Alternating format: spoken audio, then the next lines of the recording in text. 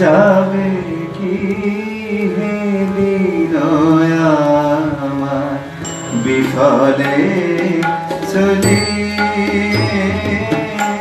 যাবে কি হে দিন আমার বিফলে চলিয়ে, আছি না তো দিবানিশি আশা পথ নিরখে, আছি না তো দিবানিশি আশা পথ নিরখে, যাবে কি হে দিন আমার বিফলে চলি।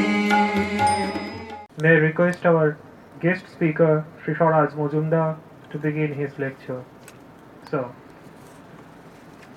Jananing Sarada Devi Ramakrishna Jagadguru Padu Padme Tayo Sritva Pranamami Muhurumu. Namasi Yatirajaya Vivekananda Surai Satchit Sukhasarvupaya Swamine Tapaharine. Revered Adyaksha Maharaj of Baranagar Math, revered monks, senior members of the audience, I mean the teachers, as well as students. It's a great privilege for me to speak a few words on Swamiji's Chicago address. In fact, I'm not a teacher, I'm a student like you.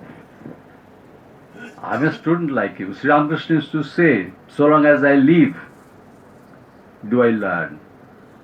There is no end to learning. So we are all students. In a sense, we are all students since we are learning continuously.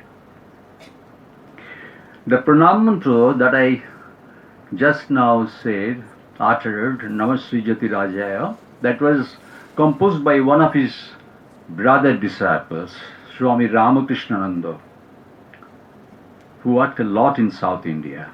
Tremendous. And whose association with this Baranagar Math is glorious. If you read the life of Swami Ramakrishna ji or Swami Vivekananda, then you will learn how important he has been for the development of the early days of this Baranagar Math. Its pranam means, I make pranams to Swami Vivekananda, who is the king among sannyasins, who is like the all-knowing sun, who is of the nature of existence, knowledge and bliss, the remover of all sorrows.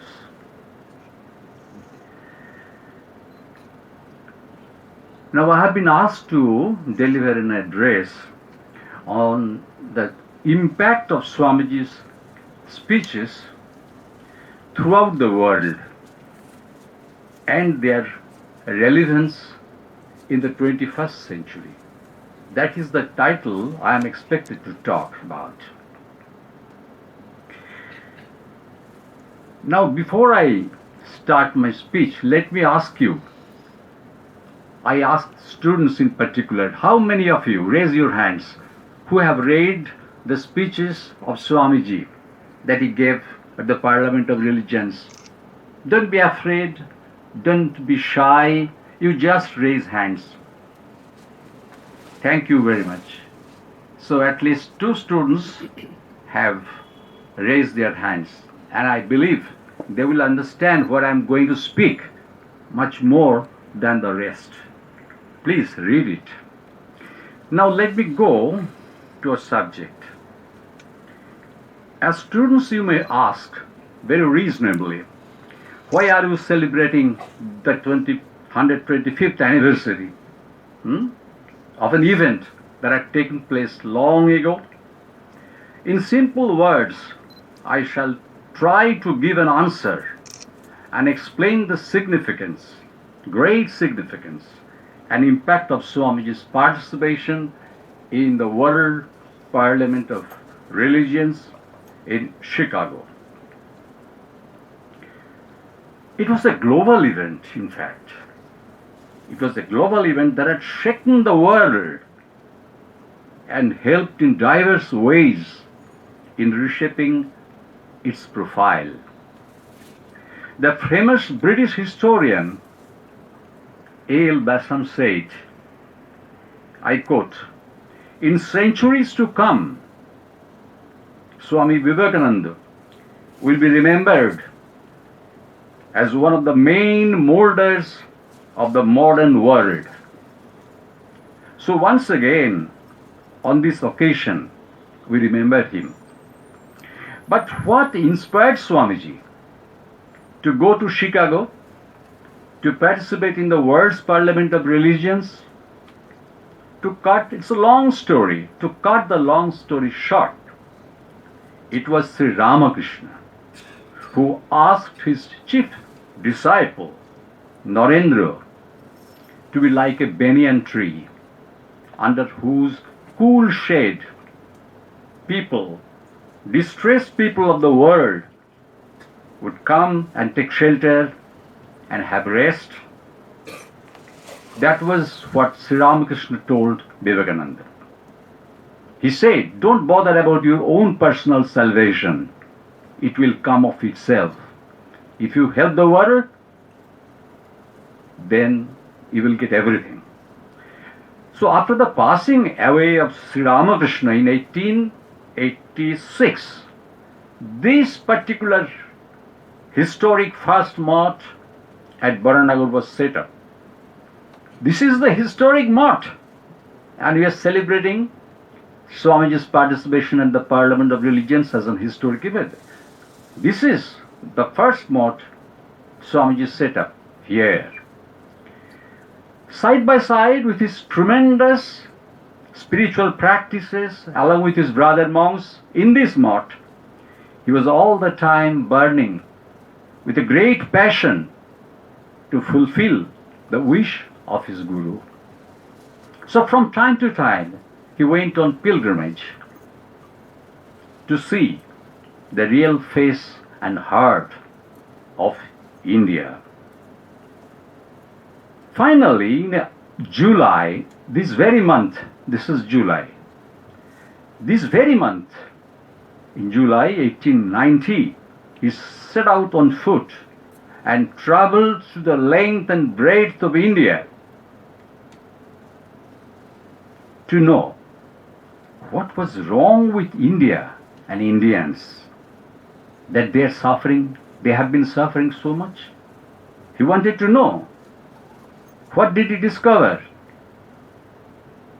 What did he discover? He found India, his dear motherland, was plagued by poverty, ignorance, superstition, social oppression and exploitation of the masses by the then British rulers and also by the rich and so-called high caste people, casteism and squalor everywhere. The common people were turned to savages. They had no self-respect, no self-confidence and courage. They were steeped in tamas. Tamas is a Sanskrit word which means inertia. They don't feel encouraged to do anything. They want to sleep, eat, if possible, and sleep, again sleep, like that. Inertia. They didn't feel like working for themselves, for the country as well. So the country was steeped in tamas. He also witnessed the wretched condition of the women. The hard struggle of our ancient culture against the rising tide of Western ideas and science. and random proselytization by Christian missionaries. A section of the educated people, on the other hand, they were either trying to do shallow social reforms like widow remarriage and all that, and that sort of reform were actually destroying the foundation of Indian heritage, And the rest of the people were embracing those learned, those educated, English educated young people, they were embracing Christianity. The sight was bleak and disheartening. Swamiji's heart bled. But amidst all these, one thing he noticed. What was that? That the common people held on to their religion, forefathers' religion, very dearly. Religion was their lifeblood. That was Swamiji witnessed, understood. Therefore he decided that India has to be awakened, raised and rejuvenated with the strength of this Sanatana Dharma.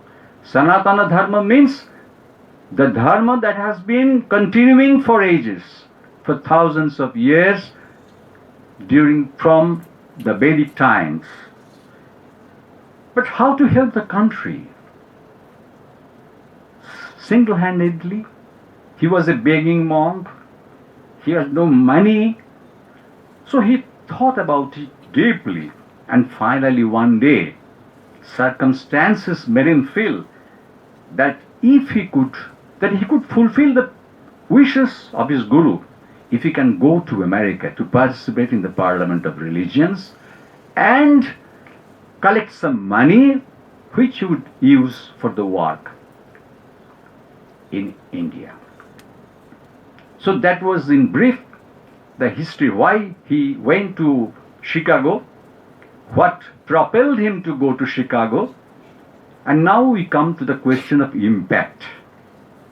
The Parliament, as part of the Columbian Exposition, opened in the morning of 11th September 1893 in the Hall of Columbus and ended on 27th September. It was a 17-day affair. The delegates representing all the major religions such as Judaism, Islam, various denominations of Christianity such as Protestants, Presbyterians, Catholics, and many other churches, Buddhism, Jainism, Taoism, Confucianism, Shintoism, Zoroastrianism, Theosophy, Brahma Samaj, and so on. All were formally invited. The only exception was poor Hinduism.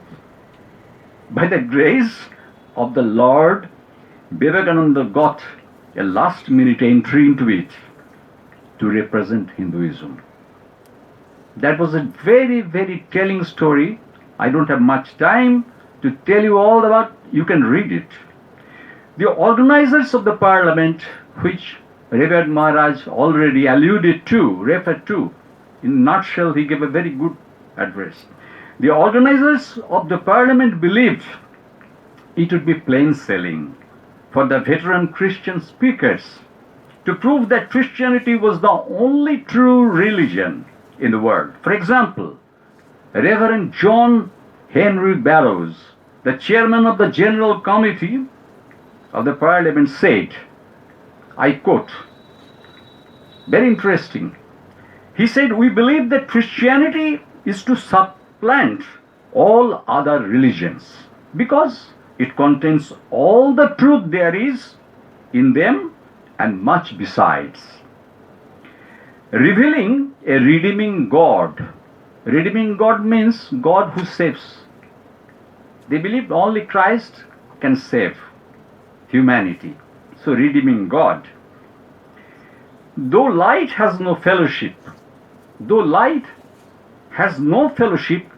means friendship, no fellowship with darkness, light does have fellowship with twilight. Those who have the full light of the cross, that means Christians, should bear brotherly hearts toward all who grope in a dimmer illumination. That means, except Christianity, all were in more or less darkness. They were groping in the dark. But some were living in absolute darkness, and some were in a better position, twilight. There is light, there is darkness.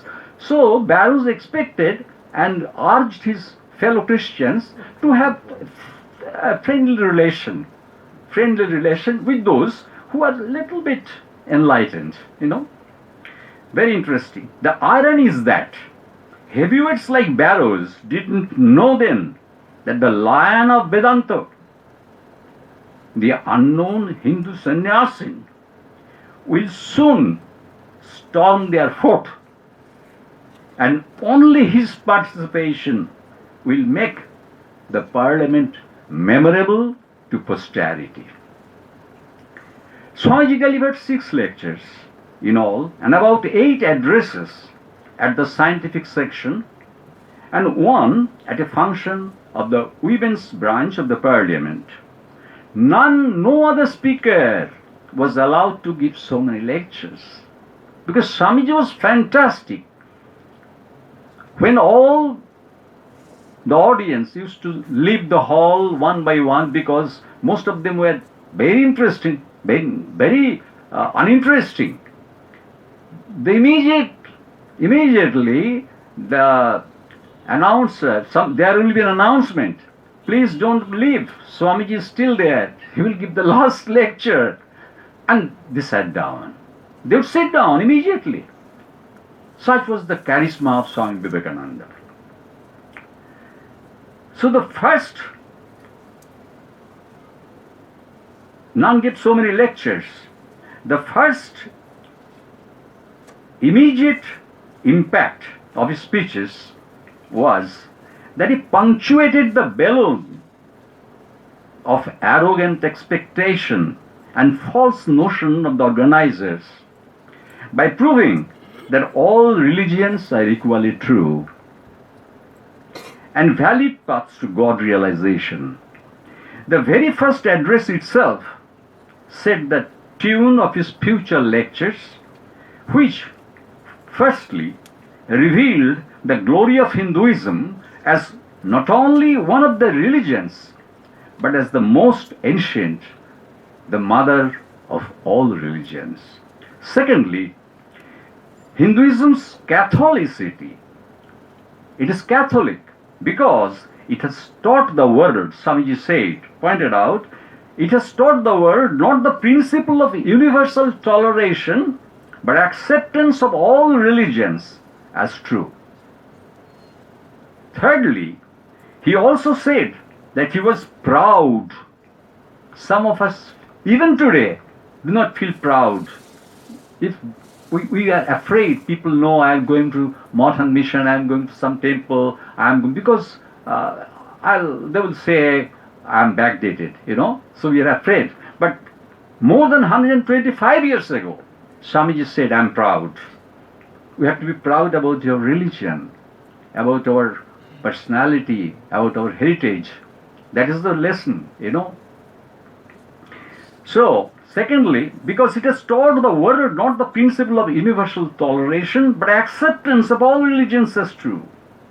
Thirdly, he said that he was proud to belong to the religion, that is Hinduism, which has always given shelter to those who were persecuted and driven out from their own lands.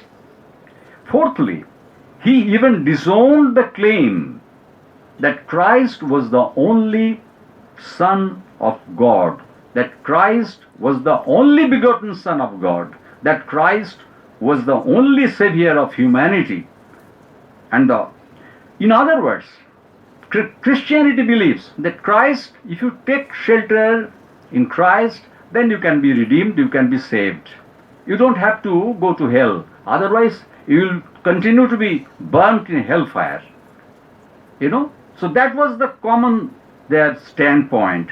But So Christ is the only Savior. But Swamiji proved that no, that is not the so. That is not the case. In other words, he hinted very subtly at the idea that all religions had their incarnations, avatars. In all religions, great avatars appeared. He wanted to say. In other words, we have Krishna, we have Ram, we have Ramakrishna in modern age. So all the religions have some incarnations, have some prophets. It's not that Christianity, it is the monopoly of Christianity. Christ is the only Savior, only Son of God.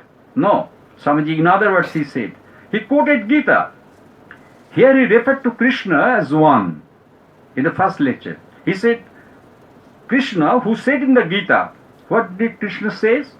Whosoever comes to me through whatever form, I reach him. All men are struggling through paths which in the end lead to me, Krishna says in the Gita.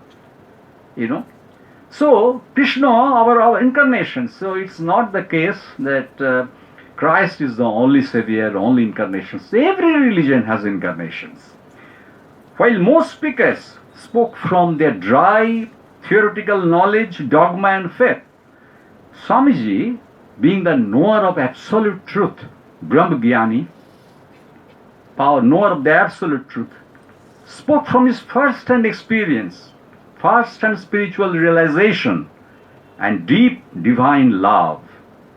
That is why the first 5 simple words, sisters and brothers of America, sent a thrill of joy among the 4,000 strong audience, who gave him a thundering applause, which none else got, because he spoke from his own experience, steeped in love.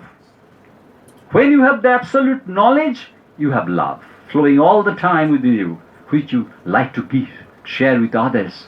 So Swamiji had that love, infinite love. He became infinite, almost infinite. So he had infinite love. And that love touched the heart of the audience. Otherwise, these are very simple words. We have been using these words every day, so many times, but it doesn't influence others. Because they know what I'm saying, I'm not saying from my own mind, from my own experience, from my own heart. And when they are saying, I also feel that they are not saying from their own heart. But Swamiji, as soon as he says brothers and sisters and brothers of America, 5 simple words that touched their hearts. Why? Because the words were backed by love. Love came from his wisdom, from his absolute knowledge. There was a divine spark behind his every word, and that inspired the listeners. It was because of this reason, being the seer of truth, he could be so bold, simple, frank, daring, and could launch a merciless assault on all sorts of sectarianism, fanaticism, and bigotry. He said the earth is filled. This bigotry, this fanaticism has filled the earth with violence. I'm quoting, drenched it often with human blood, destroyed civilization, and sent whole nations to despair. Had it not been for these horrible demons, human society would be far more advanced than it is now, he said. Imagine his courage, boldness. He said all these hard words on the Western soil when eminent Indians were shamelessly cajoling the British rulers in India for getting one Rai Bahadur title.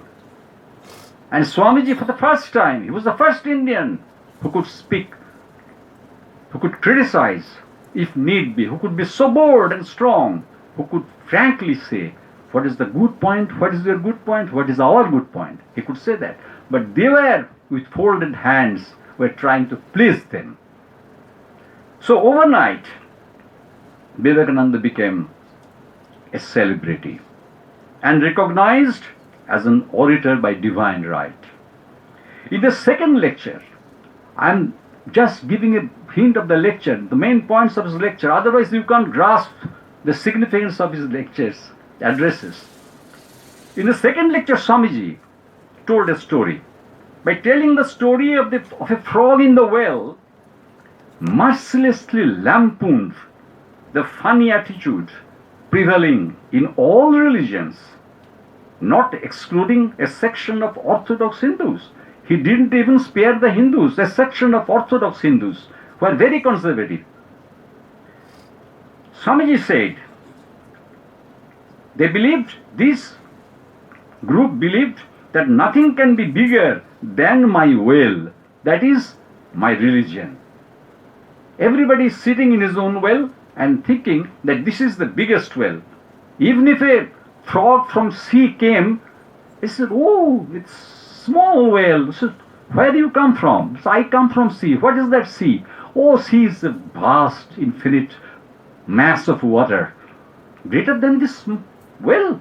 My well is the biggest, I think. How big it is? See? Then the frog jumped from one end to the other. So big, see? So, oh, you can't imagine how big is the sea. So, Swamiji told this story and said, I am a Hindu. I am sitting in my own little well and thinking that the whole world is my little well. The Christian sits in his little well and thinks the whole world is his well. So do the Mohammedans. So that is the attitude of average religionists. He gave a passionate call to break down all these silly barriers. Swamiji's third lecture, the most important one, that was a paper on Hinduism. It recreated the modern Hinduism as we find it now in the days of Ramakrishna, Vivekananda, Vedanta, Hinduism. This Hinduism, he recreated the modern Hinduism by freeing it from the Puranic concepts and taking it back to the scientific and rational foundation of the Upanishads, which he felt was universal, and both the West and the East needed it in the age of science and technology. Because the religion, the spirituality that the Upanishads preach is absolutely scientific and absolutely rational. Today you are all rational people. You cannot accept anything which is not rational. So Upanishad is 100% rational. If you have the grit, if you have the intellect, if you have the heart to realize it, to understand it. As you grow old, turn the pages of the Upanishads and then you can find how rational, how scientific it is. So Swamiji, from the Puranic tales and fables, he took Hinduism to that Upanishadic days because it is scientific. In this lecture, he projected Vedantic Hinduism as the universal religion. The cardinal points of these addresses are, number one, the Hindu doesn't believe in abrupt creation of the world in 6 days. The Christians believe that God created this world, this universe, in 6 days, from Monday till Saturday. 6 days God created out of his own free will this world, and Sunday was Sabbath day. That's why the Christians, God took rest. In 6 days universe was created, and on the 7th day, that is Sunday, God took rest. And that is why the tradition is on Sunday, everything, all the schools and colleges, all the offices throughout the world, such great influence, So for when it comes to the question of leave or taking rest, so all the world is almost the same, So having rest on Sunday. So they believe, but Swamiji pointed out, the Hinduism doesn't believe in creation. The world was not created. It believes in manifestation. Just as from a seed, a tree manifests. Just from a seed, a tree manifests. The tree was there before its appearance as a tree, where it was in the seed form. So, Hindus believes in manifestation, which is in agreement with modern science. Swamiji presented everything in the light of science, because this is the age of science. If you say anything against science, people will not accept it. Then, secondly, Swamiji said, the Hindu believes he is not the gross body. We think we are the body. If anything happens to the body, oh, I am gone. Some say, you are not the body. Hindu doesn't believe that I am the gross body. Hindu believes he is a deathless spirit that never dies. So it's a great truth of life. We never die, our bodies die. You know, the Hindu believes he is not a gross body, he is deathless spirit. Thirdly, the Hindus refuses to call you sinners, because the Christianity always kept under their control all the so-called believers, by telling you are sinners, you are sinners, you are sinners. A good person, done nothing wrong, but still in the eyes of church he is a sinner. Why? Because Adam and Eve in holy days ate apples. Is it rational? Is it scientific? And because we are the children of Adam and Eve, so we are all sinners. So what will be our fate? We have to go to hell. We have to face hellfire. Only then, you will be saved only if you take refuge in Christ. Then Christ will say, okay. Pardon him. He has taken refuge in me. So that sort of religion they preached, and that has been continuing for more than 2000 years. Swamiji said, you are sinners. Hindu refuses to call you sinners. You are the children of God. You are the divinities on earth. Sinners? It is a sin to call a man so. It is a standing libel, blasphemy, to call on human nature. Human nature, we are pure, we are good by nature, because divinity is within us. We are divine by nature, but we do not know, unfortunately. And spirituality is nothing but to unearth the divinity, to manifest the divinity. Nothing else. You may not go to a temple, you may not go to a church, you may not go to a mosque. That doesn't matter. Whether you are a good person, whether you are a better person, whether you are a man of character, whether you can love everyone, whether you do not hate anybody, whether you have good wishes for everyone. So these are all divine qualities. So these are all hidden now. So we have to manifest that. So by calling them sinners, so they insulted the people, Americans, Europe, everywhere. So Swamiji said, it is a sin to call a man so. So he said, you are sinners, because you are calling divine people sinners. It's a sin to call a man so. It is a standing libel on human nature. This assertion, this truth about the divinity of the soul, was Swamiji's Brahmastra, modern ICBM, intercontinental ballistic missile, That was Swamiji's Brahmastra, which blasted the formidable age-old citadel of Christian church and its theology. That helped it to keep the meek believers under its thumb. Vivekananda smashed the doctrine of sin. Doctrine of sin I just now referred to. So he smashed the doctrine of sin, and thinking people of the West, especially the scientists and intellectuals, heaved a sigh of relief and felt attracted to Swamiji and India. They never heard this pure truth before. So this exposition of the concept of the divinity of man is the vision of Swamiji, and this made him instantaneously a world prophet. Fourthly, the religion according to the Hindus, Swamiji said, doesn't mean dogma or doctrines. It is being and becoming. What you have become in your life by undergoing school and college education, university education. If we become a cheat, bad people, if you swindle money, if you tell lies, everything is in vain. Everything is in vain. So being and becoming means how good you can become in your life. You may be very good student, you may not be so good student, but if you are truthful, if you are divine, if you can manifest your divine qualities, then your life is successful, you are blessed. So that is becoming, being what you have become. We can say many things, many high words we can use, but what we have become in our personal life, that is most important. Fifthly, Swamiji proved the Hindus are not idol worshippers. That was the calumny. They always used to criticize Indians, Hindus, that you worship idols. Swamiji said, we are not idol worshippers, as argued by the Christians and Mohammedans. Hindus in fact worship through symbols of various kinds the one infinite God. If the Hindus are idolatrous, then all are idolatrous. All are idolatrous. He said, otherwise, why the Christians held the cross so holy?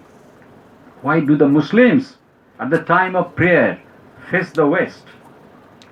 Why? The truth is, Swamiji said, that man goes not from error to truth, but from lower truth to higher truth. Now you are a student. You know truth in one form. When you do PhD, you will feel that now you know, you have a better understanding of the truth. So now what knowledge you have now will not be annulled, nullified, but it will be strengthened. It will be further, enlarged. So Swamiji said, we go not from error to truth, but from lower truth to higher truth. Sixthly, Swamiji said, the Hinduism believes in variety. You have one opinion, I have one opinion, I worship Shiva, you worship Kali. Doesn't matter. We all worship God, we all love God. So variety must be there. Like Christianity, Swamiji said, it does not put the same coat. Hinduism doesn't put the same coat on everyone, because that is unscientific. Because body will reject it. Body will reject it. We have different sizes. Sixthly, Swamiji said, finally, Swamiji said, explaining his concept of a universal religion, he concluded, the concept of universal religion, Maharaj has already said. I am not going into detail. That will be infinite in scope. That will cover, that will cater to the needs of all people, whatever their religion. You may be a Christian, you may be a Hindu, you may be a Mohammedan, you may be Jain, you may be a Buddhist, doesn't matter. But that universal religion will fulfill the needs of everyone. So that will be the universal religion. He explained this. I'm not quoting him. In his fourth address, Swamiji said sarcastically, I quote, you Christians who are so fond of sending out missionaries to save the soul of the Indians, heathen. They call us heathen. They used to call us heathen. Heathen means not believer, what inferior. To save the soul of the heathen, Swamiji said, why do you not try to save their bodies from starvation? They ask for bread and you give them stones. I came here, Swamiji said, I came here to seek aid for my impoverished people. And I fully realized how difficult it is to get help for heathens from Christians in a Christian land. Then he once again tore apart the mask of benevolence which the Christian church used to hide the real motive behind their activities. They used to give some aid to the poor. Even now that is continuing. They give some aid to the poor. That is a very good thing, but they have a motive. Why? You must embrace Christianity. You must be converted. You have to come to our religion. So that sort of motive, so that is not philanthropy, that is not help. The fifth lecture, that is a brief lecture, Swamiji stressed that Hinduism cannot live without Buddhism, nor Buddhism without Hinduism. That was the point. Why? Because Swamiji said Buddha was the logical development of the religion of the Hindus. What does it mean? It means Buddha preached nothing new. It was already in the Upanishads. But in those days, people used to argue. Argumentation they preferred. all the time. They used to argue with one another. So Buddha was a very practical man. He hated this argumentation. He gave some ways, he showed some ways. You live like this, you live like this, and you yourself will realize what is the absolute truth. What is the nature of God, if God exists or not, if Atman exists or not, you will yourself have the answer. Buddha said that. He didn't categorically say that there is God or there is not God. He said, I didn't say there is Atman, I didn't say there is no Atman, or like that. So Buddha said, you discover yourself the truth. In his address at the final session, Swamiji openly said, in a very challenging tone, if anyone here hopes that unity, global unity will come by the triumph of anyone of the religions and the destruction of the others, to him I say, brother, yours is an impossible hope. Do I wish, Swamiji was protesting very intelligently against this proselytization. Do I wish that the Christians would become Hindu? God forbid. Do I wish the Hindus or Buddhists become Christians? God forbid. What is to be done then? Swamiji pointed out, each must assimilate the spirit of the others and yet preserve his individuality and grow according to his own law of growth. So his last advice was help and not fight, assimilation and not destruction.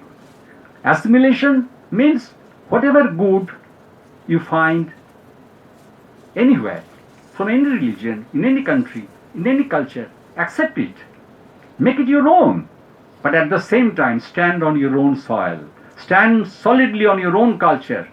Because a tree, however beautiful it may be, if it is rootless, it fails. It falls. Immediately, if there is a wind, it falls. Because it is not rooted deeply in the soil. So we must be rooted in the soil of our own culture. Now, immediate result.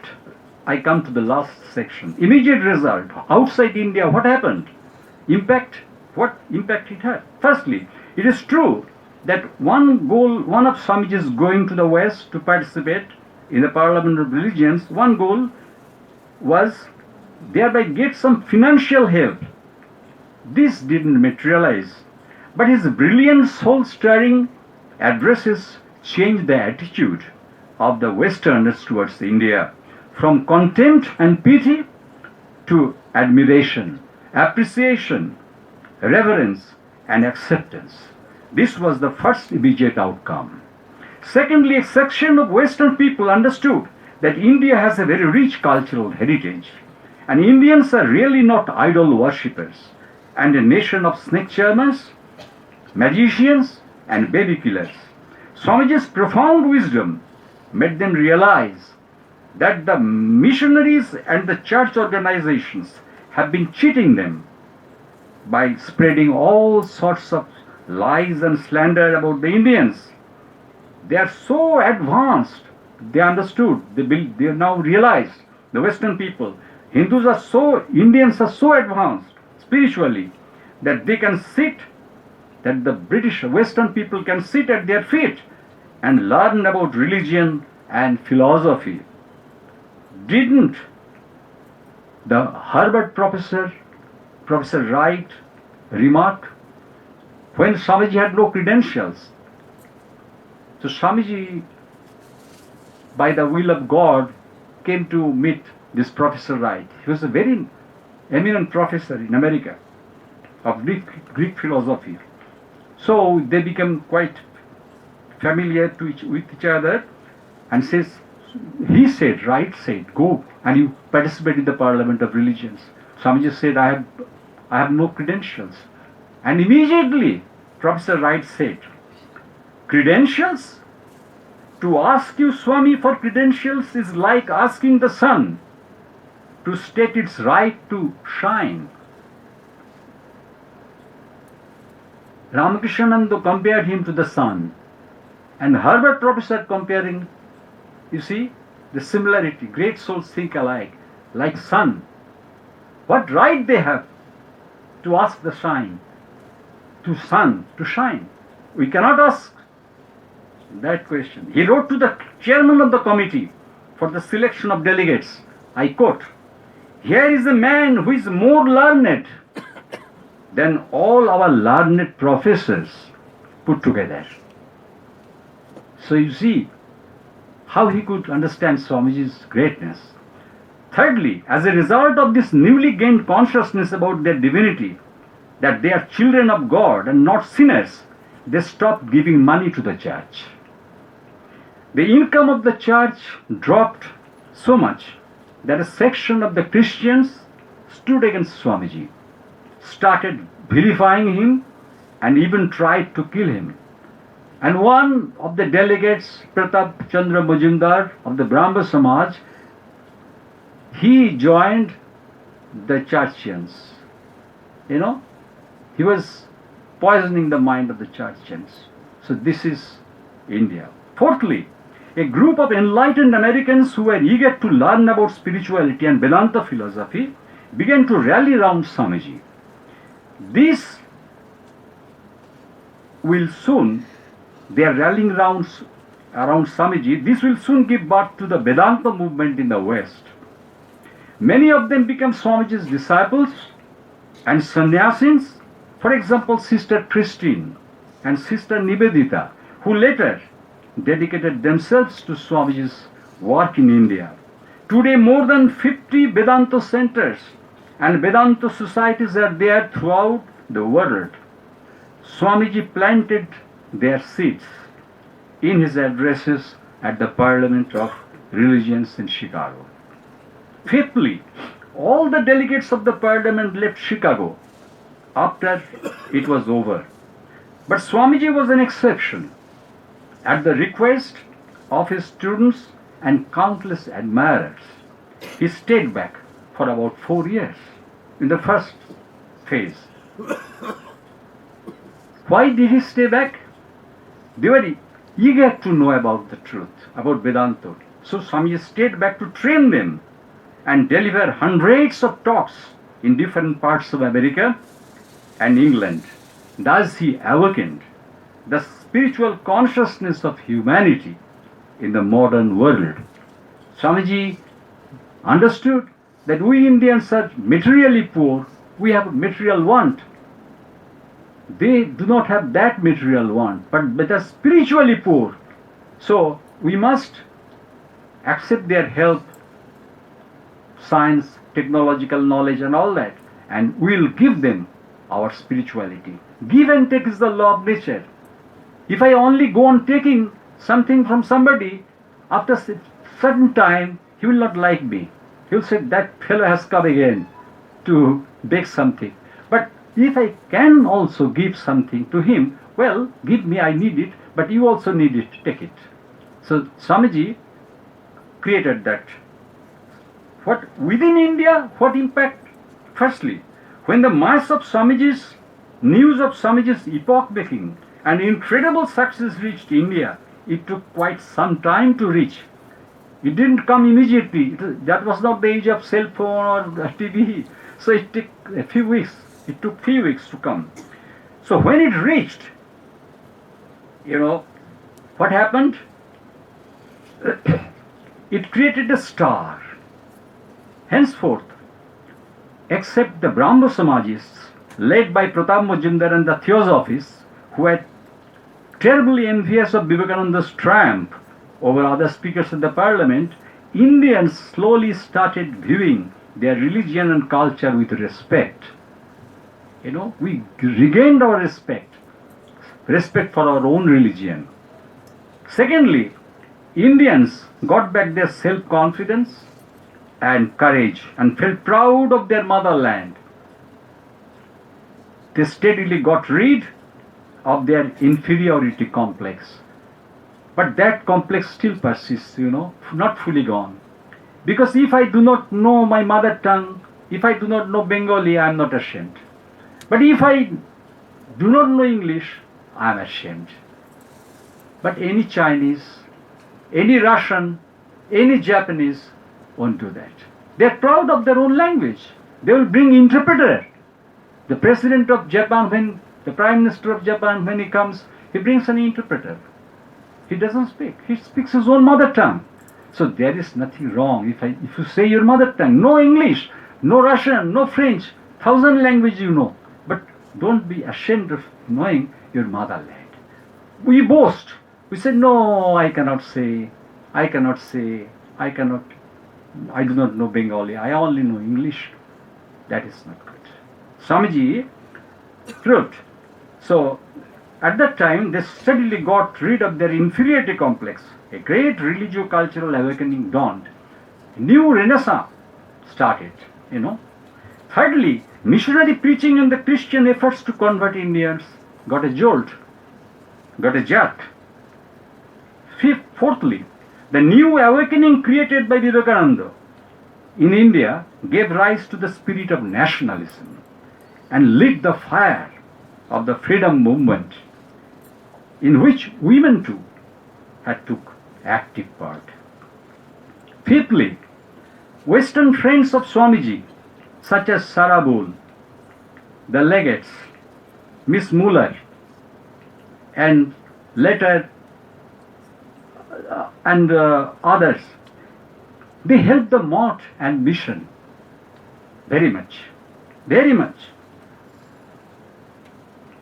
For example, the land of the Belur Mott right now, today, you see, was purchased because Miss Muller made a donation. So out of that money, the land was purchased. Then the old temple of Sri Ramakrishna, who gave the fund? Sarabul. He gave the fund.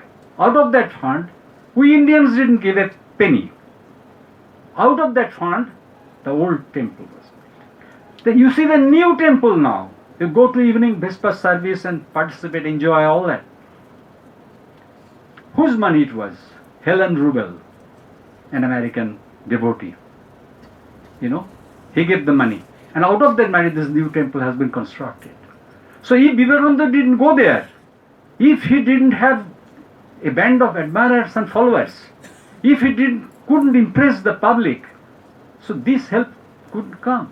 And Swamiji's dream was to put the relics of Sri Ramakrishna on the bank of the Ganges and start an institution that will be a powerhouse, a dynamo. From here, the spiritual power will burst forth and will touch all the corners of the world. Because he came not only for Indians, but he came for humanity. Sri Ramakrishna didn't come for the Indians alone. He came for the whole world. So they helped. Out of that help, this movement could grow. The modern mission were in crisis. At several points, those friends came and they rescued the organization. They saved it. So we must not. That was the result of Swamiji's participation in the Parliament of Religions. Now I conclude. The noble ideas of Swamiji preached at the Parliament of its relevance. The question was if it is relevant in the 21st century. Maharaj asked me to shed some light. I said, these noble ideals Swamiji preached at the Parliament of Religions are immensely practical. Which are the ideals he preached? Love without discrimination, broadness, unselfishness, universal brotherhood or selfhood, respect for all cultures and religions, the spirit of acceptance and assimilation, and a genuine longing for peace. These were the ideas that he preached. If we cultivate these values in life, our individual lives will be totally transformed. So will be the society at large. And it will usher in a new global civilization, which Swamiji cherished very much. Development of science and technology cannot remove the hunger of the soul, cannot give us abiding peace. All of us want peace, but we are following a different path, wrong path, so we are peaceless, we are restless. Smartphone, internet, Google, job in ICT sector cannot give that, cannot give peace, can give you money, but cannot give you peace. A good lifestyle means modern lifestyle. We need, what we need? We need a spiritual life, a life of restraint for that. Globalization, which is basically commercial in nature, is not the panacea, is not the medicine. It may be the first step, but it must be based on the values already mentioned. Swamiji preached these values and laid stress on them. So his addresses at the Parliament of Religions have much relevance now and will have relevance in the future till the goal of oneness is reached and our divinity as true human beings is fully manifested. We are not yet human beings. We have a human body, but humanity has to be attained. Animality, any animal is born with animality, but humanity is not that stuff. We are human beings in physics, but we have to attain humanity. We have to earn humanity. You know, the qualities, we have to earn those qualities. So in conclusion, I have an earnest request to all of you. Please, the students in particular, please read at least one page of the Swamiji's complete works every day. Make it habit. One page, only one page. 5 minutes will be enough for that. If you do that, I assure you, it will immensely benefit you. And you will remember that one gentleman came and requested us to read, and I have read for years together, and I am so benefited. You will find a new guideline. You will find a new power is guiding you, your life, and your life will be blessed. With these few words, I do not know I have exceeded 1 hour or not. I thank you for your patient hearing, and I don't know, Maharaj,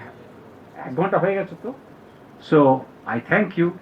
If I had time, I wish I could answer some of your questions if you have questions. But read first, then many questions will come in your mind. If you don't read, if you hear a lecture and go back home, so you have to think it over, then questions will come. I wish that you will become very successful, very happy, and live a peaceful life. With all this, I once again thank you.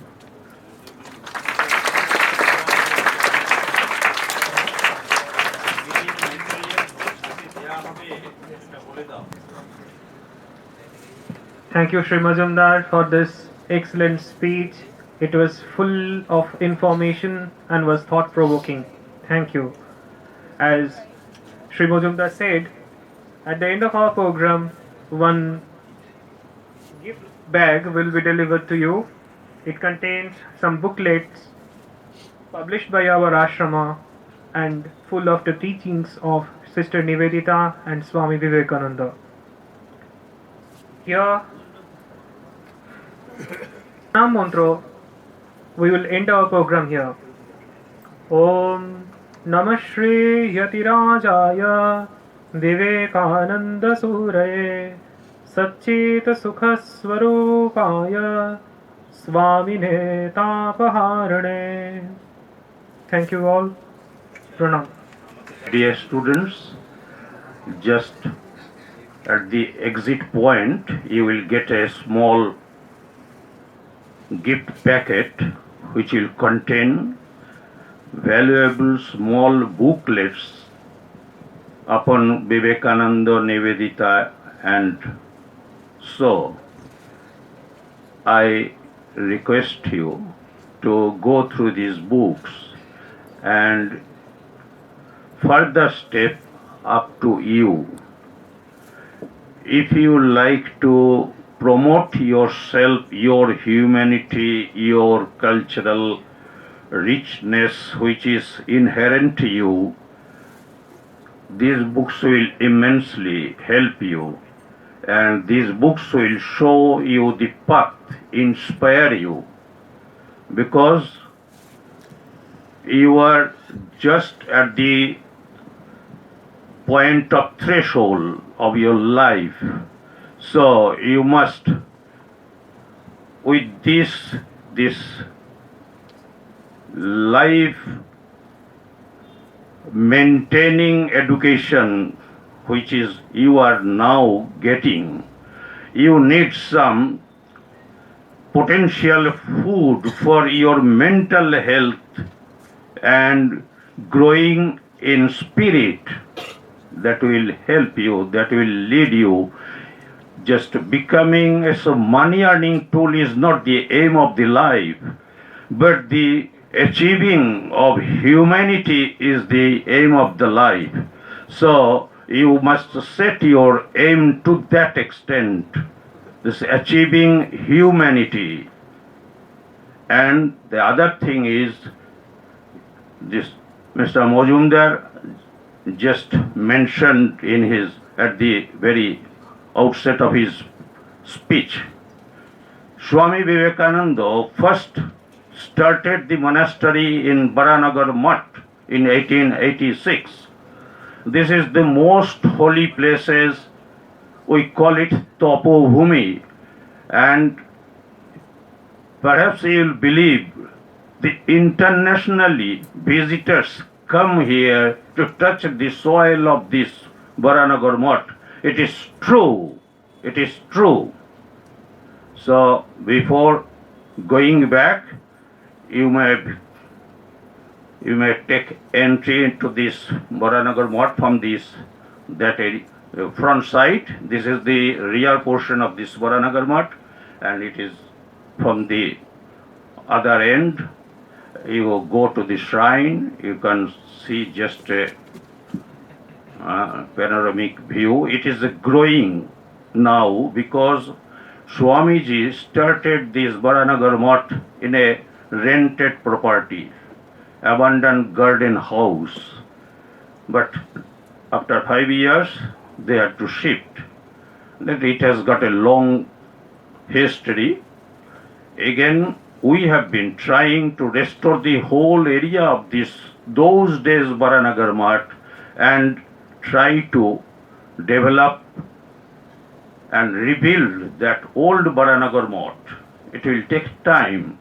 50% of this area already we have restored, and another 50%. It is a time factor. Money comes in the name of Ramakrishna Vivekananda only when we earnestly pray for it. But our prayer is to make ourselves a fit instrument to offer our homage to Swami Vivekananda and make ourselves a fit instrument to serve my nation, my country, humanity at large in this whole world. I am not a petty being. I must manifest myself worldwide. That should be your aim of life. Thank you.